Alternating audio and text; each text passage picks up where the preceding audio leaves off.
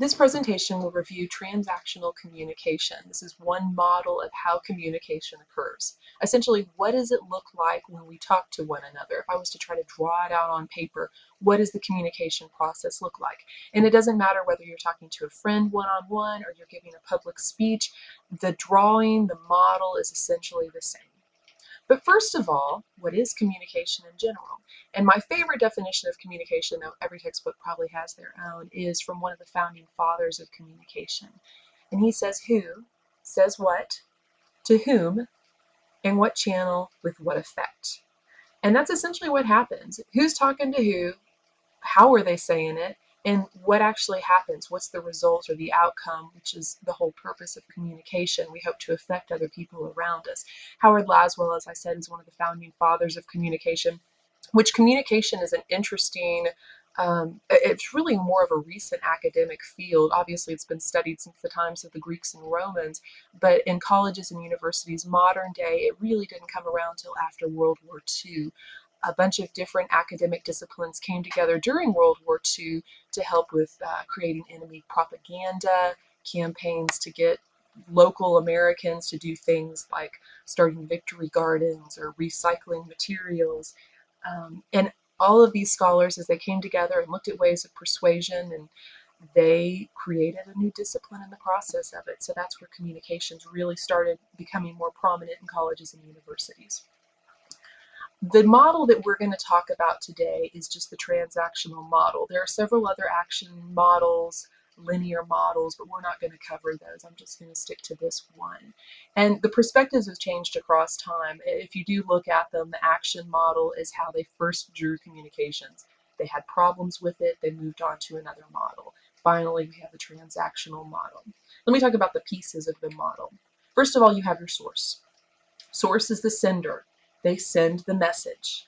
Now, a source has a job, you as the speaker have a job of encoding meaning into the message. E-N-C-O-D-E, encoding meaning.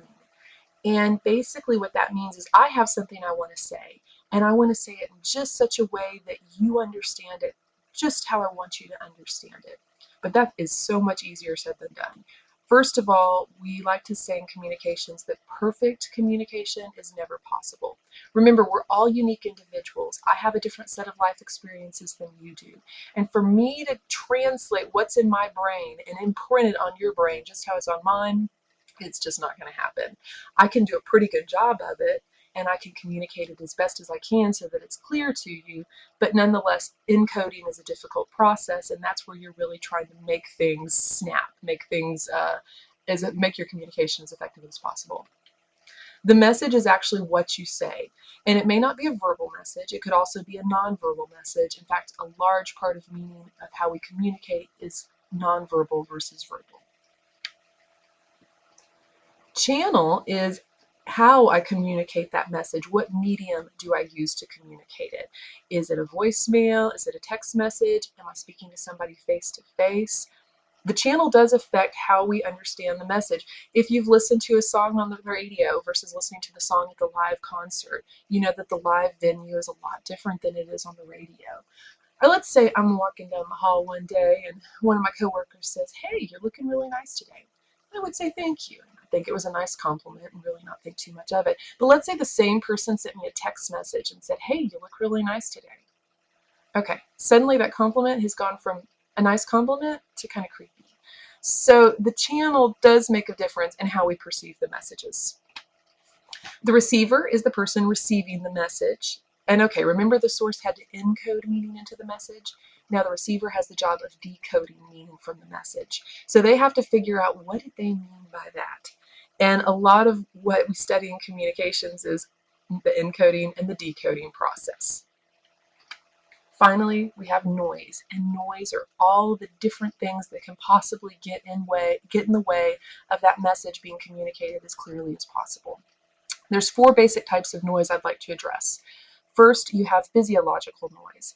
Maybe I have a hearing problem. I don't hear very well. I have to use a hearing aid, and I have difficulty hearing. Or maybe I have an awful migraine headache. I have just that roaring in my head and my ears, and it's totally getting in the way of me hearing. So that would be physiological. You could also have psychological noise, and psychological noise would be, oh, say I had a big fight with my boyfriend this morning and I'm really upset about it, and I just can't concentrate in class because I'm too sad and upset about this fight I just had. That would be psychological noise. You could have physical noise. Somebody's working on the roof. There's a bulldozer outside your window. You have static on your cell phone. There's physical, literal noise getting in the way of you hearing the message. Finally, we have semantic noise. semantic, semantic.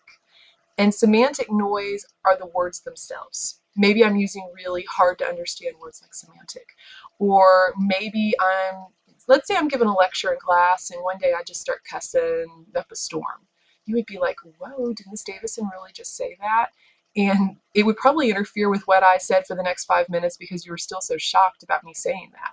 That would also be semantic noise. So those are the basic elements of the communication model. Now let me show you the actual transactional model itself. Here's what it looks like. Now notice our source and our receiver on either end. Those are the same person. And the reason that is because this is a synchronized process. If I'm sitting there talking to you, you're probably looking at me and nodding and occasionally talking back to me, but it's happening at the same time I'm talking to you. So you're sending a message back to me while I'm sending a message to you. It's all going on at the same time. Feedback is normally the receiver sending a message back to the source, but it's really all the same thing. So the message and the feedback are the source and the receiver simultaneously communicating with one another. We've got the channel down there. Sometimes it's called code, but the channel, again, the medium that message is being communicated. And one more thing has been added here. Up at the very top of that model, context. The context is the greater situation in which this communication is taking place in, as well as the relationship between the individuals. I'm at work and I'm in a meeting with my boss. And we have a pretty good relationship, but it's a meeting, it's a big meeting, and so I'm going to be serious and talk to them and be a good professional employee. Then maybe afterwards I'm going to sit in my boss's office and chit chat and laugh about a few things and maybe talk about some things in the meeting more candidly than I would have in the meeting itself. And then maybe my boss and I go out for drinks on a Friday night after work. And it's a whole different setting and it's a whole different kind of conversation that's going to take place at the happy hour than in the business meeting. So the same person, depending on the context, can have different things. Or let's say I had a fight with my boss. I was really upset about a decision they made and I don't like it. And so there's kind of this tense air over the relationship. That's also part of the context, and that's certainly going to affect my next interaction with that person. It might get smoothed over eventually, but at least temporarily, that's part of the context. So context is the location as well as the relationship between the people involved. You've still also got the noise getting in the way all throughout this whole communication process. So this is I should have had this up there. This is the transactional communication process, and the main things I want you to know about this are that, first of all, that message and feedback is going on at the same time. It's all one and the same. The source and the receiver are the same person. And communication, again, is really dynamic. It is not just a sequential process, but it's all going on at the same time. So I hope this has been helpful in helping you understand the transactional communication process. Thank you very much.